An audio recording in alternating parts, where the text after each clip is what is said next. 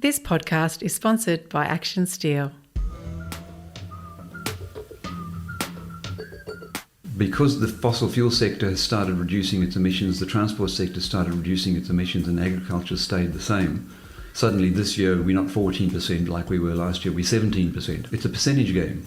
So what's going to happen over time is if agriculture does nothing, we'll become the only sector of greenhouse gas emissions while all the other sectors go to zero. Hello and welcome back to Shared Ag Solutions by BCG. I'm Janine Batters. In this episode of our series, Planning for Prosperity, I'm going to be speaking with the University of Melbourne's Professor Richard Eckard about what farmers can expect from the NetZero policy and steps they can take now as farmers and in the near future. I feel like Richard needs no introduction. We're actually talking about you in the office, Richard, as soil carbon royalty. So you were named as Reuters, one of Reuters' top most influential scientists. Is that correct? Yes, thanks, Janine. I named it 1,000 of the top climate science influencers. And I think it's got a lot to do with annoying in the media, regular appearances in the media, because everybody wants to know something about carbon farming and can we get to net zero? And there are not a lot of voices out there that are independent.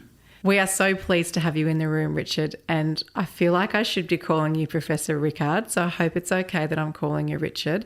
We also have with us BCG's Senior Research and Extension Manager, Grace Hosking, who's going to be joining us. Thanks, Janine. I am not royalty, but I'm feeling very lucky to be with royalty today. Looking forward to chatting to you today about what farmers can do now, things that are in their control to help in this space. I thought it might actually be interesting for our listeners, Richard, if you gave a little bit of a background on why you actually are in this space, so your experience and why you actually chose to do this. I was really introduced the other day as the grandfather of carbon farming.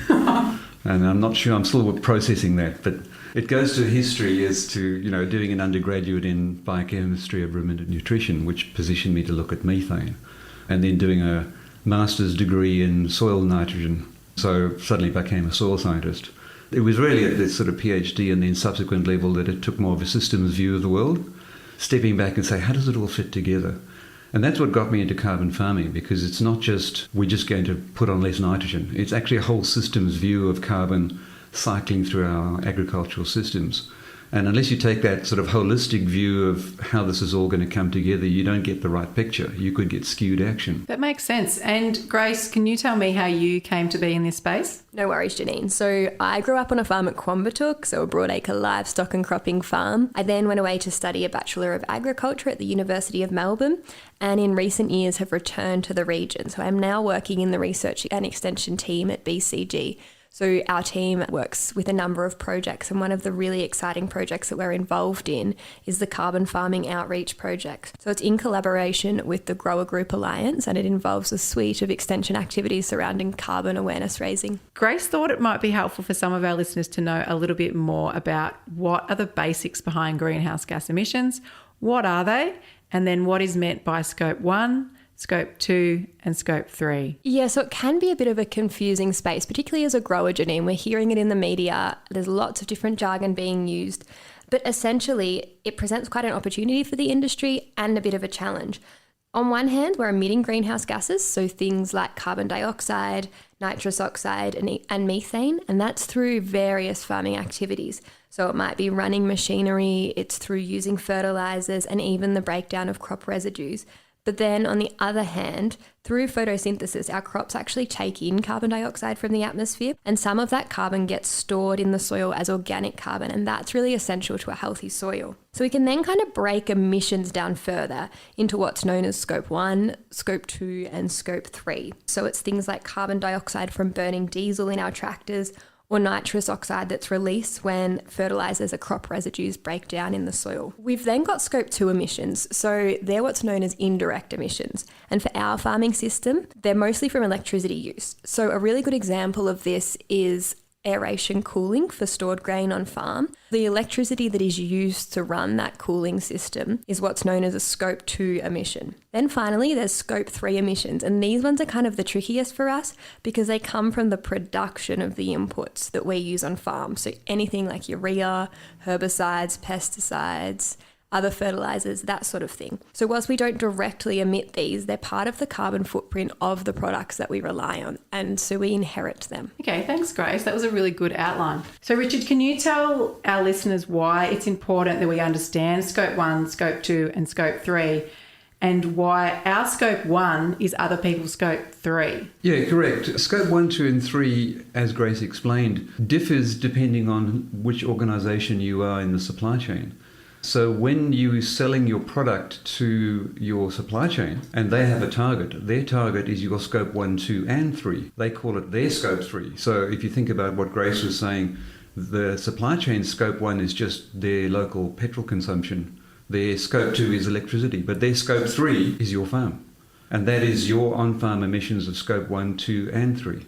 So that's why it matters, because when you're at a farm level and you're looking at the different scopes, well, there's something you can do about each one of them, but it's a different action. Scope 1 is changing farm practice or doing less to emit on farm. Scope 2 is deciding whether you put solar panels and batteries versus drawing electricity out of the grid. Scope 3 is your purchasing power. Where do you buy your products from? Where do you buy your glyphosate? Where do you buy your grain? Where do you buy inputs, fertilizer inputs?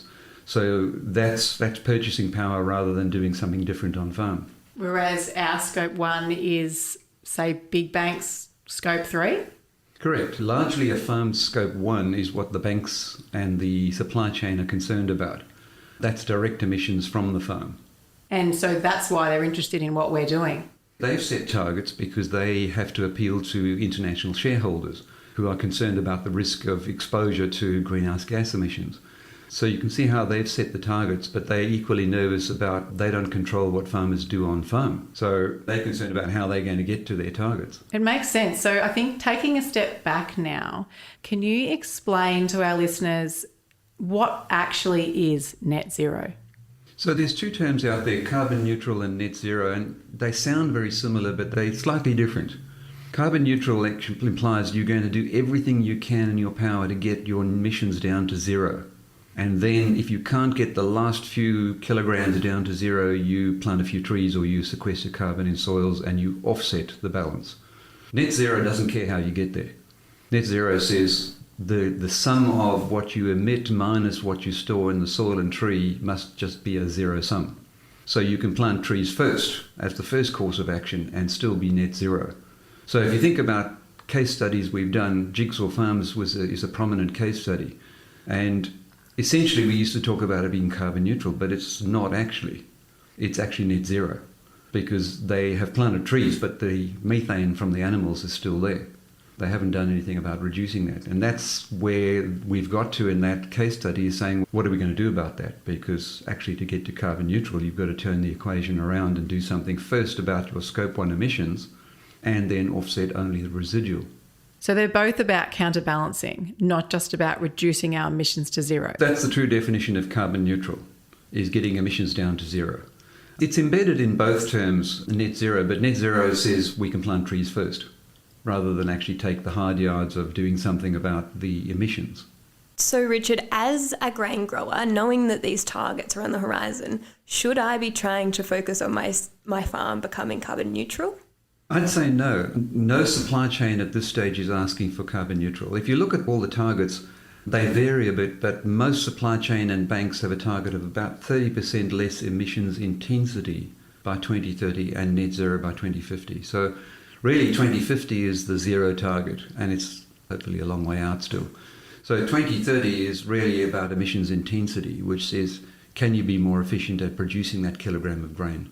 Okay, so let's talk about that. Both of us are grain farmers. What are some of the things that we can do now to help reduce our emissions or meet this net zero target?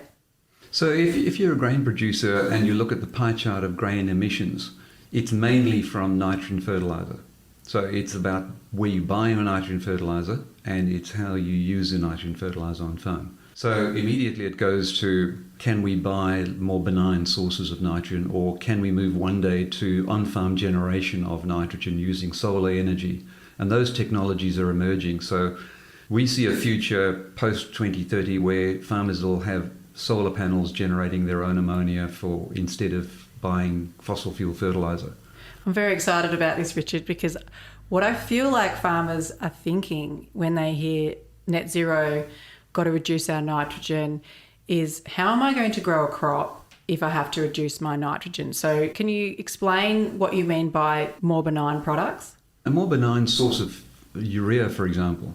Urea has a massive amount of natural gas used to fire the Haber-Bosch process, which makes ammonia out of air. And so it has a very high carbon footprint. Now, it depends where you buy urea from around the world. If you buy from China, for example, where they don't recycle within the manufacturing plant, that's 2.7 tonnes of emissions per tonne of urea. If you buy from Canada, where they do recycle, that's 0.9. So now we've got fertiliser companies in Australia preferentially buying from Canada to reduce the footprint of the product, so selling something more benign. Are they passing that on to the farmer? Is that more expensive? It wouldn't be more expensive. CSBP in Western Australia have already gone down that route. And the unit cost is the same. It's just what they do pass on is the 0.9 instead of the 2.7.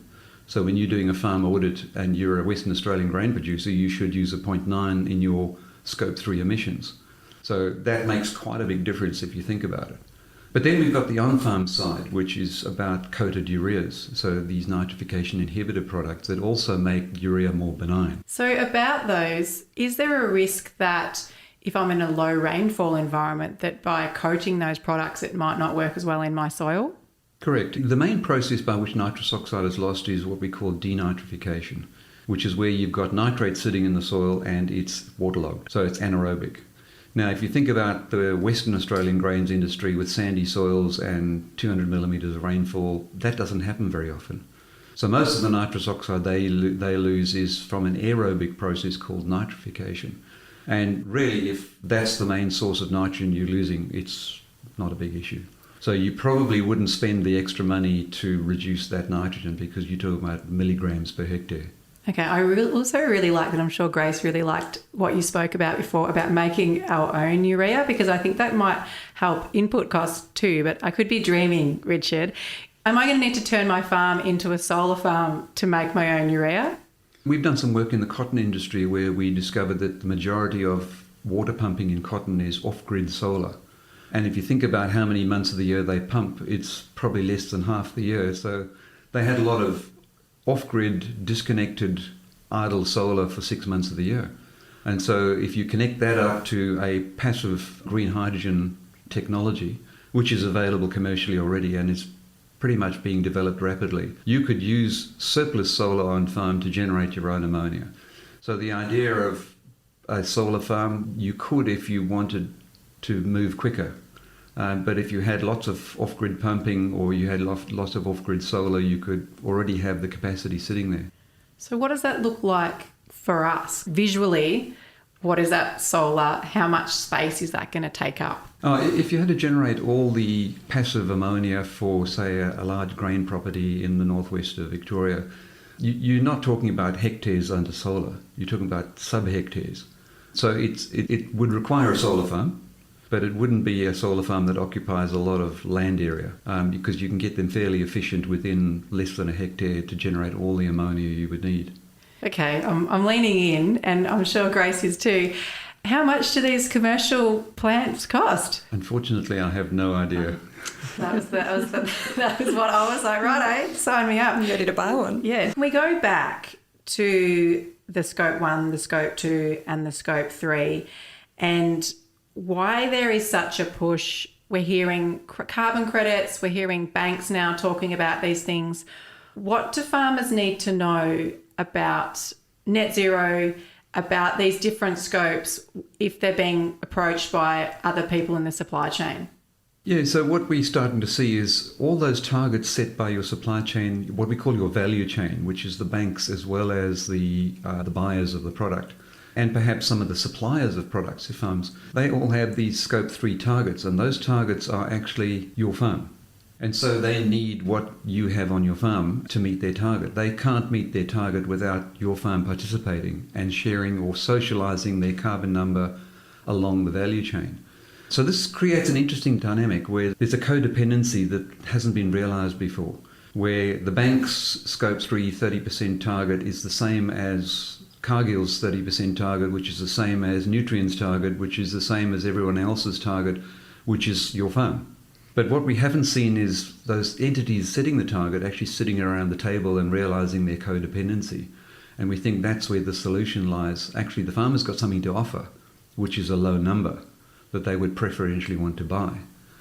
But we need to figure out what the business model looks like for each of these, because that codependency means not everybody's paying, we're all sharing. So you're the guru. I'm sure you've got an idea on how they could. There are ways in which we can do it. It's fertiliser companies working with government on pre-coating all the fertiliser. So can we get all the fertiliser we buy, instead of buying straight urea, you're buying coated urea and your cropping emissions are 50% less overnight? If all the fertiliser companies did it, it wouldn't be 14% per unit nitrogen, it would be 4%. So suddenly you're talking about a more tolerable level. And then if everyone in the value chain were able to come to the party with a small amount of investment to buy into that consortium, that 4% is negligible. So you're talking about working with the government to pre-coat, but the question I asked before about low rainfall environments, and I probably got this wrong because I'm neither a soil scientist or an agronomist. Does that mean that if it's in a low rainfall environment and you have to buy the pre-coated stuff, that you're not going to be able to have as much nitrogen available as if you didn't buy the pre-coated urea? That probably wouldn't be the case, because the nitrogen would just be slightly more efficient regardless of which system you put it on. What you'd probably argue is if the system that it goes on to is never anaerobic, is never saturated, then the efficacy of the coating is probably not as much as if it was put on in a saturated environment. So the amount of savings of nitrous oxide would be less proportionately, but you would argue that if that system's never saturated, it wasn't producing nitrous oxide in the first place. I love that you've got all this information in your head and I've just got access to it. I'm really loving this. My second question around what you were saying in regards to numbers. You were talking numbers and how farmers could give the value chain their numbers. Explain to me more about these numbers, Richard.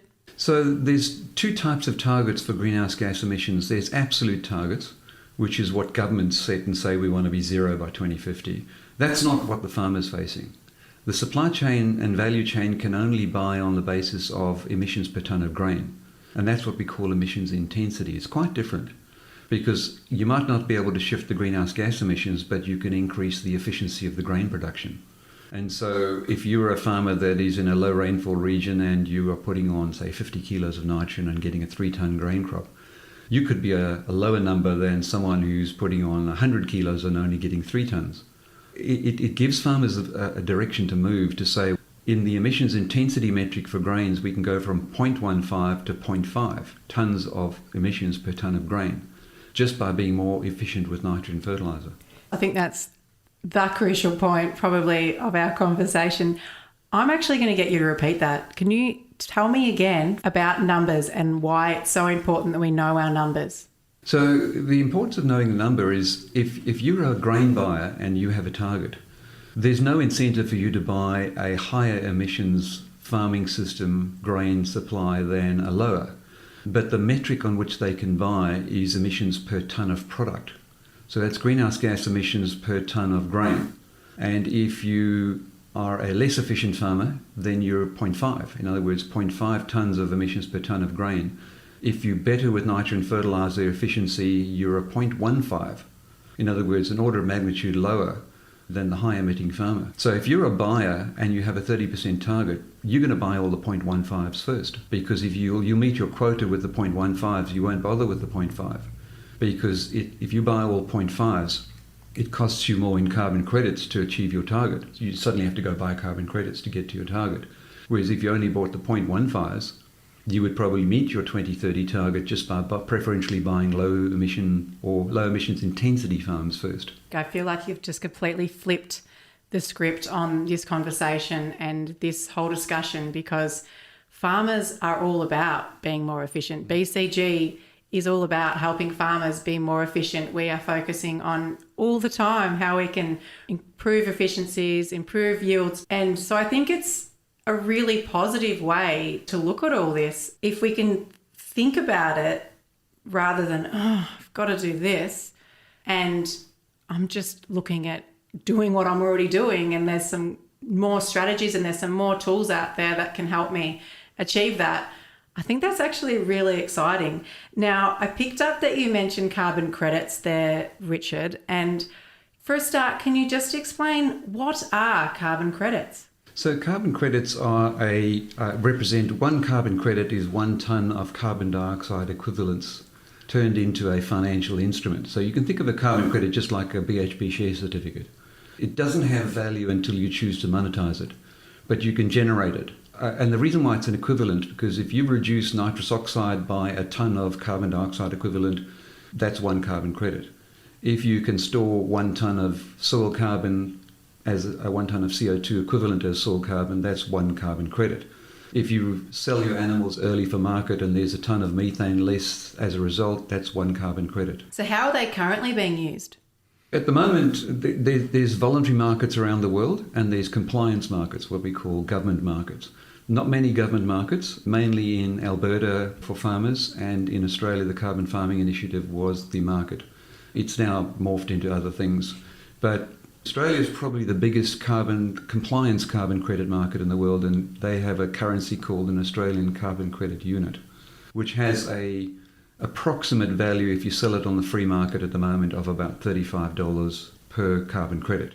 Do you think that the interest in carbon credits will increase with this push for net zero? So the flaw in carbon credits, the way I see it, is it makes it too easy for the big emitters to avoid doing serious action. It makes it easier for them to just go to the market and buy their way out of trouble. Because for a farmer, paying $35 a tonne for carbon is expensive. For a mining giant, it's spare cash. And so for the mining giants to buy their way out of trouble, buying carbon credits from the land sector is the easy way out of trouble, which gets you back to the net zero versus carbon neutral argument. So they're heading for net zero, but they won't be carbon neutral because they've done nothing about their emissions. If you're just buying your way out of trouble, what you do is you affect land use change in the land sector. And that's unfortunately what we're seeing is the big end of town can afford to buy up agricultural land and plant trees. That's not in the interests of farmers or the agriculture sector. And so we see some skewed behaviour from carbon credits instead of actually taking real action that affects the environment.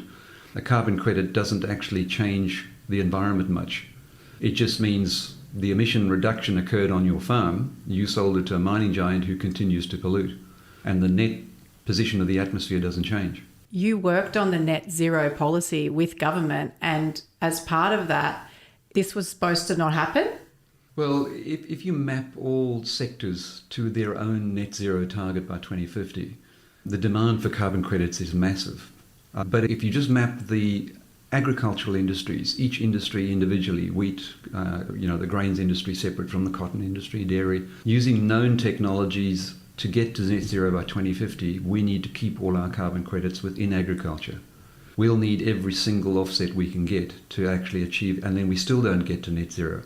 So this notion that there's all this spare carbon in agriculture that we can flog off to the mining industry, short-term gain, but long-term pain, because it means agriculture steadily makes its own target almost impossible to achieve. And that's a really good point, I think. But you could also apply that to the ag industry. You could also say that you would be recommending farmers are thinking about focusing on their scope rather than saying, well, I'll just plant a heap of trees, for example. Would you say that? Yeah, right now, because of the metric that we were talking about, the emissions intensity metric, the best action you can take is just to lower that number. Planting trees isn't actually required at this stage. You could get the lower number. So say you were 0.5 and you didn't want to change your nitrogen fertilizer strategy, you could plant trees and then offset that number to get a lower number. But in the long term, the trees will grow up and you won't get any more carbon out of them. So, we've got examples like the Jigsaw Farms example where carbon neutral for a period of time, but eventually the day of reckoning comes where the trees grow up and the soil saturates and you're no longer getting more carbon sequestration, the emissions remain. So in the end, we come back to the same equation. Unless you reduce your Scope 1 emissions, that's ultimately the long game. So that's where you would recommend farmers focus their energy? Definitely. If you're in the grains industry, the main one is looking forward to a future of insulating your urea from the fossil fuel price, which, regardless of greenhouse gas emissions, that's a good idea because 3 years ago we saw the urea price shoot through the roof. I think it went up threefold just because the petrol price went up. We've got to disconnect that regardless of greenhouse gas emissions. So on-farm generation or some way of generating passive ammonia to feed our crops in future is going to be essential. But then separate to that is what can we do about being more efficient with converting nitrogen? You'll never get the grains industry away from using nitrogen fertilizer. It's essential to grain protein and to plant growth. But what we can do is look to a future of using more efficient nitrogen and more benign sources of nitrogen. Which farmers want to do anyway, and if they have more control of it because they can make it themselves, that's probably going to make them more profitable anyway, would you say? Most definitely, in the long term. In the short term, there's a bit of hiccup in renewable energy technologies are expensive when they first start, and then suddenly solar becomes the cheapest technology in town. Even the international reviews are stunned at how the price per kilowatt of solar when it first came out compared to now, no one would have predicted it would drop in the price as much as it did. So I think that's the general rule for all renewable energy technologies, is they're expensive at the start, but once you're through that initial adoption curve, they become cheaper than any other form of energy. That is a really positive message. Now, I just want to jump back to you talking about trees. How long so if I plant a tree today, how long will I be able to claim carbon credits on that before you say it's not making any more? Compliant chemical storage sheds are important infrastructure for cropping enterprises from a safety point of view and for sustainability certification. BCG Gold sponsors Action, the Big Shed People, have developed a range of standard chemical shed designs to help you meet these requirements. Designs include details such as lock-up storage areas, bunded concrete floors, ventilation and sprayer bays. Head to actionsteel.com.au to learn more about the designs, sizes and prices. So trees differ depending what you plant. If you take the Jigsaw Farms example again, the environmental plantings or wattles. Now, wattle only lives for 20 years and then it dies. So you'll get your maximum rate of sequestration at about 5 years old when the annual growth rate is at its peak. But it's curving from then on. It's slowing down from then on. And by 20 years, you're in second generation. You're getting natural seeding taking place and the second generation coming up. But your carbon sequestration is flattened out. If you plant something like a long-lived eucalyptus, spotted gum, it will grow for 80 years. But its peak is in the first 15 years. So after 15 years, you've got that tree there, but it's not peaking its sequestration. What we'd like to see eventually is harvest replant, where we turn it, instead of a locked-up area of land that you can't ever harvest and generate profit from, you turn it into an agroforestry operation, because we know that if you harvested that spotted gum at 25 years, 40% of that could be locked away in construction timber as a permanent carbon credit, and then you replant on the same area. So the same area of land gets used over and over as revenue, as timber generation, as well as carbon offset. That's a workable model that we've put to government. So if I had a paddock of bush on my farm, how does that work? Or is that just those trees are too old, they don't count anymore? If it's what we call remnant vegetation, then there's nothing you've done to change the carbon stored in that remnant vegetation. What we also, when farmers ask us about that, we say, put that bush into our calculator and tell us it's 100 years old. And then the calculator says there's zero carbon change because it's stable. And that kind of answers the question. If it's remnant vegetation that's been there for 100 years or more, well, it's not changing much. It's just weather cycles that change it. So there's no sequestration there. There's a stock of carbon. That was the avoided deforestation methodology, was paying farmers not to clear that land. But that didn't actually help the atmosphere, because if you didn't intend to clear it, then the atmosphere doesn't benefit at all by not clearing the land. That's really interesting. Can you quickly explain what you mean by carbon sequestration? Carbon sequestration is that process of photosynthesis. If you think about all organic material around you, even the wood in front of us on the table, all that wheat stubble, it's all 50% carbon. 45% of all organic material is carbon. Inherently, we are all carbon farmers.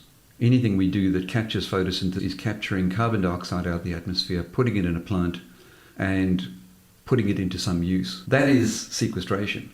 What we talk about true carbon sequestration in the long term is, well, what is the fate of that carbon? Because the carbon in your stubble gets eaten by sheep and belched out as CO2 and it goes back to the atmosphere. It's the carbon that goes into the soil, into long-term storage, that we call sequestration. It's now sequestered. It's locked away from the environment for at least 100 years. It's the carbon in that tree that is going to now grow for 100 years. That spotted gum that 100 years later, there's carbon. You can see it. It's standing in the tree. That's sequestration. We can't call it sequestration if it's just photosynthesis going into grass that is eaten by a cow and belched out. We can't call it sequestration if it's carbon going into photosynthesis in a wheat crop that then within the 12 months is eaten by humans and released back to the atmosphere. That's just a neutral cycle. So back to the numbers and knowing your numbers. How do I know my numbers on my farm? Yeah, so fortunately, we've been working on this for a long time. I always say I developed carbon accounting tools in Australia before anyone cared. Now everybody cares and wants to know how to get the number. Lucky you. There's a bit too much workload there. But we've produced a number of simple Excel spreadsheets that can give you your number. For a cropping operation, it's a case of choose a crop that, one of sort of 5 or 6 crops that you're growing on the property. Tell us what area, what the crop annual grain yield was, how much nitrogen you applied, how much diesel electricity you used, and how much glyphosate you put on. Once you've got that, you've got your number. So that's pretty much what every farmer would have anyway for their cost of production. That's what we're trying to do, is bury these tools behind existing farm software. And so we've been working with Agriculture Innovation Australia to develop the environmental accounting platform, which is an engine, not a tool. We don't want farmers to put their data in again.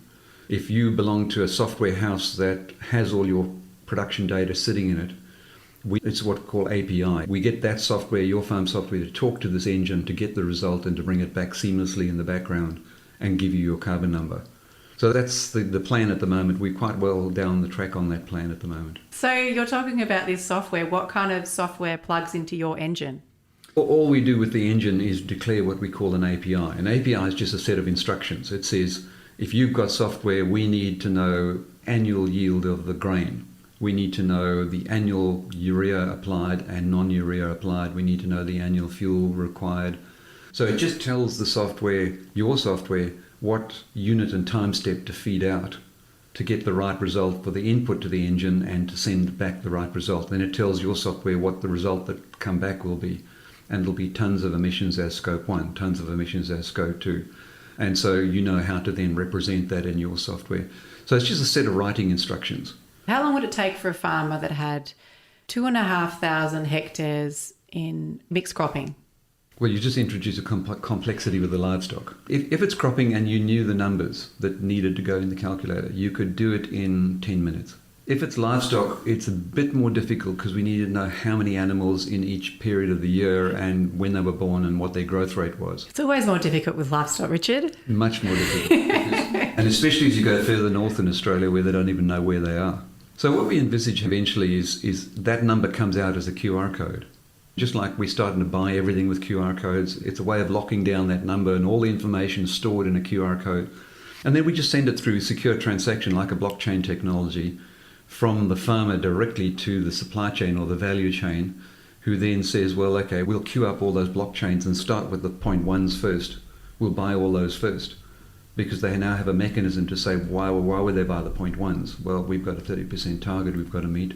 So we'll buy all the QR codes that are 0.1s and then we'll buy the 0.2s and then the 0.3s, and that's how we drive change. That's amazing. I feel like, Grace, that I felt like when we came into this conversation, I was thinking, oh my goodness, I'm going to have to do all these things. It's going to be really hard.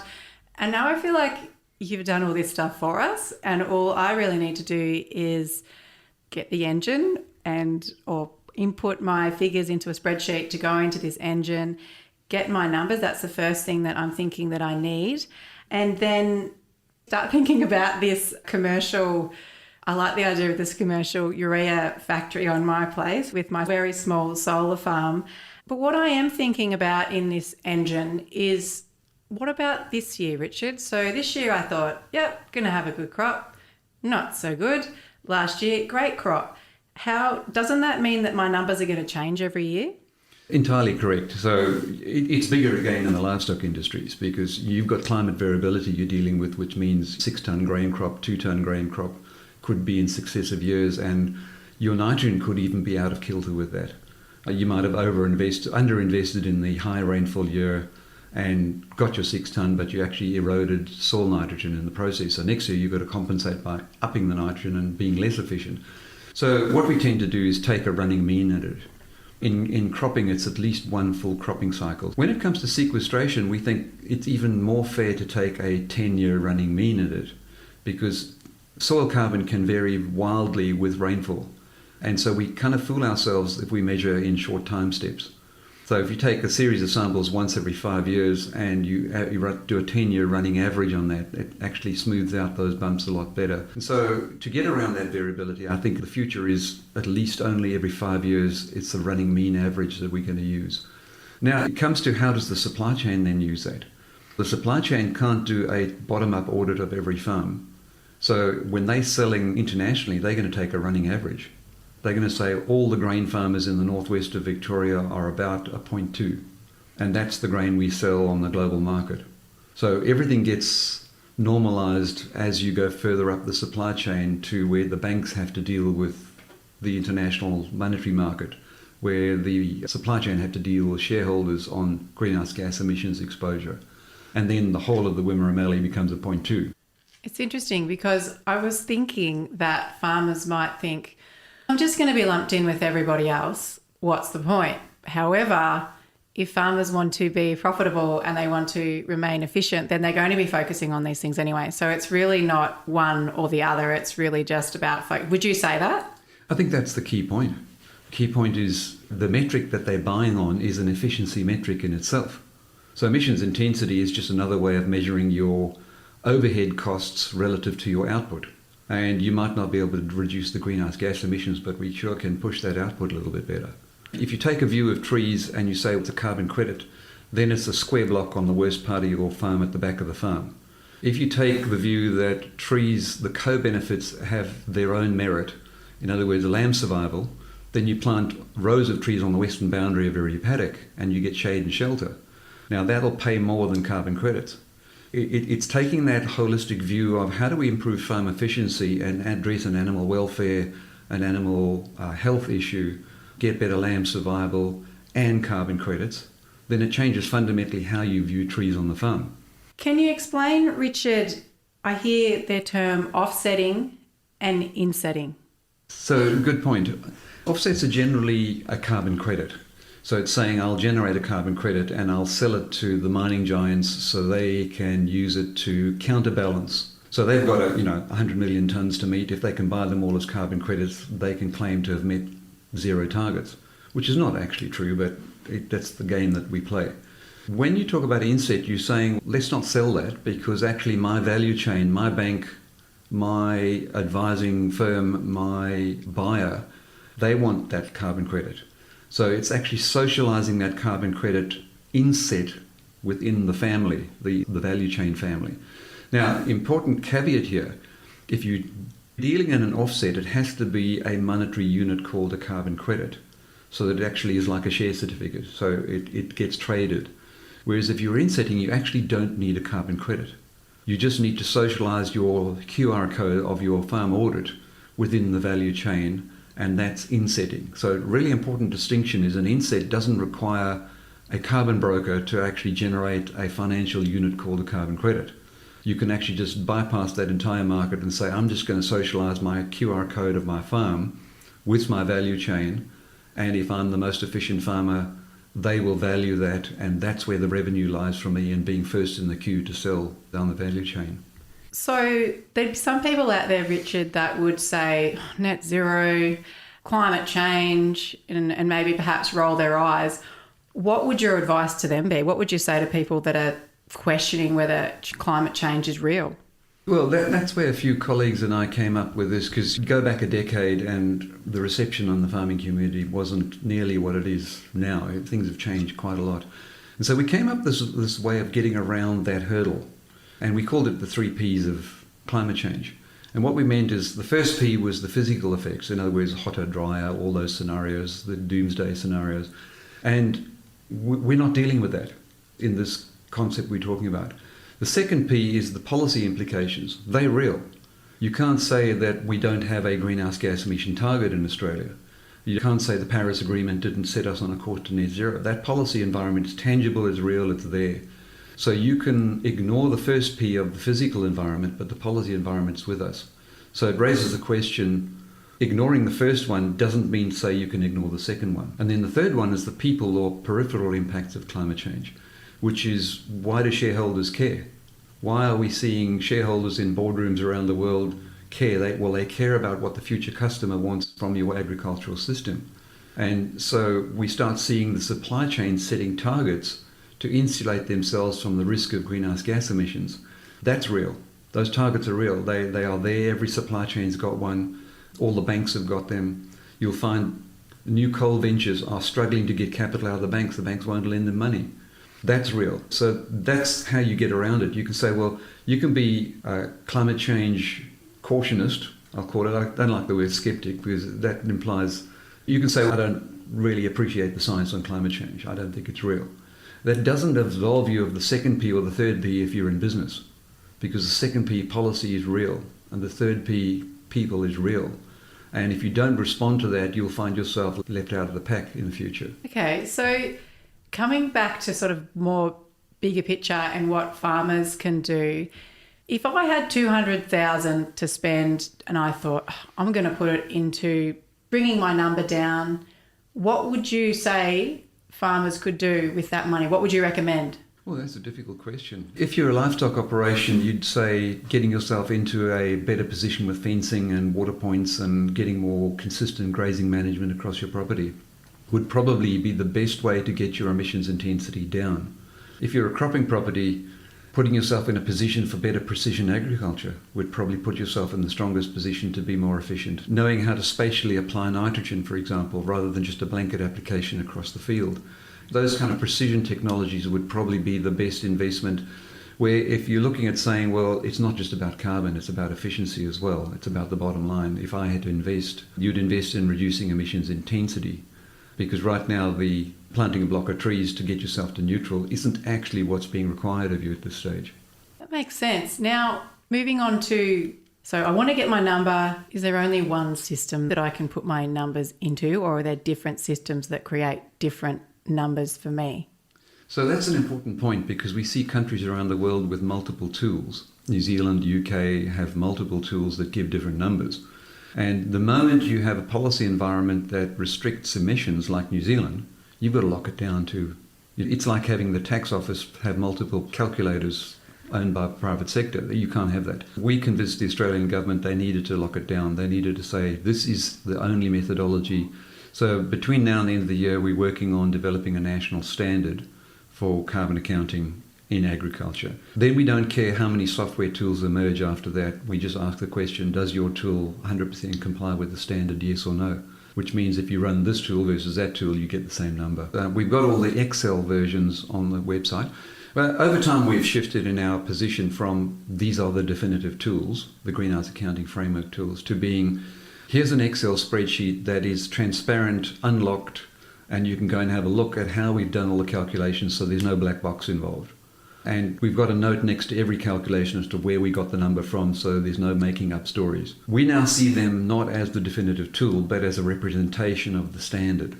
In other words, if you are a software provider and you want to put the right standard into your tool, go and hack into our tools and get all the calculations out and put them into your tool. So it's more a transparent representation of how to do the calculation rather than the only tool available. I think transparency is so important, particularly when it's something new, because I feel like new things change always creates, it's just reality. It makes people feel uneasy. So I think having that transparency is really important. Grace, can you talk a little bit more about the carbon outreach program and how that links into what Richard's been talking about? Yeah, so through the carbon outreach program, a lot of these questions that we've discussed today, that's what we're wanting to answer. We want it to, as you say, be really transparent for farmers. We know that knowledge is power and a lot of this is quite unknown. So hopefully over the next 18 months, we'll be able to roll out a number of different activities that help increase that awareness level for growers. So big question, Richard, are all these policies, these things that are coming in, is it actually going to affect our atmosphere? The way we've put it forward, it will eventually help. There's no question that the biggest emission sources are fossil fuel, so coal-fired power stations and diesel consumption in road transport. If you get those under control, you've got a good way forward. Agriculture is a very small part of the equation. So it used to be 14%, but recently we've seen what we always feared is that because the fossil fuel sector has started reducing its emissions, the transport sector started reducing its emissions, and agriculture stayed the same. Suddenly this year we're not 14% like we were last year, we're 17%. It's a percentage game. So what's going to happen over time is if agriculture does nothing, we'll become the only sector of greenhouse gas emissions while all the other sectors go to zero. So from an appearance point of view, from a visual point of view, it doesn't look good. So all sectors are going to have to do their bit towards the future. Whether carbon credits exist in the future, my personal view is no, because they're just a cheap way of getting out of jail. It's a cheap way of buying your way out of trouble. And the atmosphere doesn't really benefit from that, from a carbon crediting scheme. If you think about the models we've talked about of reducing emissions from farm production, eventually that will drive through the supply chain in a shared arrangement. We'll all get down to some lower number. Will it be zero? Unlikely for agriculture, because there's no way you can use nitrogen on soils and not have any greenhouse gas emissions. You'd have to sterilize the soil to do that, and we're not about to intervene at that level. Will the northern livestock industries ever get to zero when we don't even know how many animals there are or where they are? Probably not. But there are sectors that can get to zero and will get to zero. You've highlighted some huge points there, Richard.